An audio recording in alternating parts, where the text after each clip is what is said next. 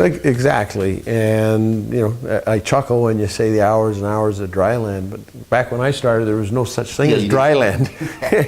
It wasn't, I don't know if it wasn't invented yet or what, but we didn't do it. The Russians did it, and that's why they kicked our butt in '72. Well, we did win the series, but you know what I mean. And it wasn't until I got to Philadelphia, when I was traded from Calgary to Philadelphia, that it was a big awakening for me, and I quite often say, especially when I speak in the Philadelphia area, that I was an NHL player. At the time I was captain of the Calgary Flames, the youngest captain at the time in the history of the NHL, and I got traded, and you think you know everything, but it wasn't until I got to Philadelphia I was introduced to working out for the first time. Flyers were the first one to have an off-ice coach. Pat Croce was his name, just a tremendous fella.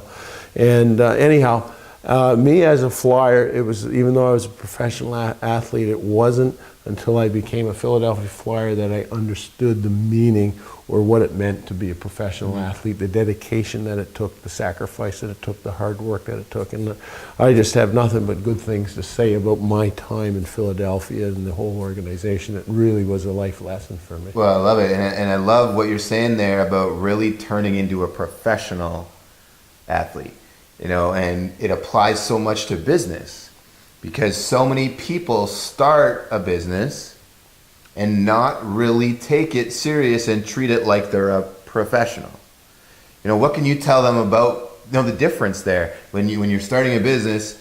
What do you need to be in order to be a professional so you can be successful, as opposed to trying it and dilly-dallying it and not making it what you want it to go as? Well, there's so many things, and when you're in business for yourself, it's really easy to steer off the path of your focus, because there's all kinds of distractions or squirrels.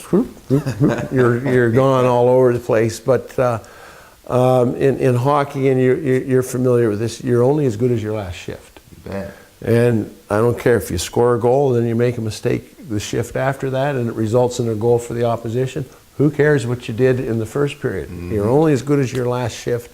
And I have to keep reminding myself that in business for yourself, because as I said, there's lots of distractions out there. There's lots of drama out there, and in our business that we do now, is we're only as good as our last challenge party, or we're only as good as our last phone call, or we're only as good as our last meeting, type of thing. So it is a constant effort to stay on top of the game when you're in business for yourself, because you only have yourself to look at. Yeah. And I've had lots of hockey coaches, I'm sure you did, and the old saying, you got to go look in the mirror and you'll find the answers. It's true. And but in a team sport, you can always blame your teammates or the coach or the general manager or whatever.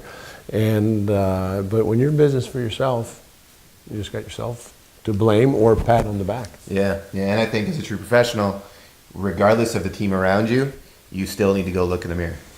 Exactly, because you can be better. Yeah. And it's funny, as I do speak, and I can talk about goal setting, and I talk about various stories that had a big impact, events and players that I played with, and the stories and the message, they're quite good. I spoke to school kids, junior players, pro players, and quite often I find myself, okay, remember that speech you gave at such and such a high school last week? Well, you have to remember those same points that you were telling the grade 12 students.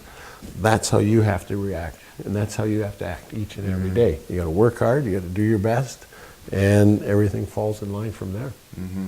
Well, Brad, thank you so much. The value that you're going to be adding to the viewers out there, I know is going to be immense, especially with your dedication to athletics and being a leader on and off the ice in your previous career as an NHL player, and now that you're applying to your business. If anybody out there would love to contact Brad Marsh, you can find him online through Facebook.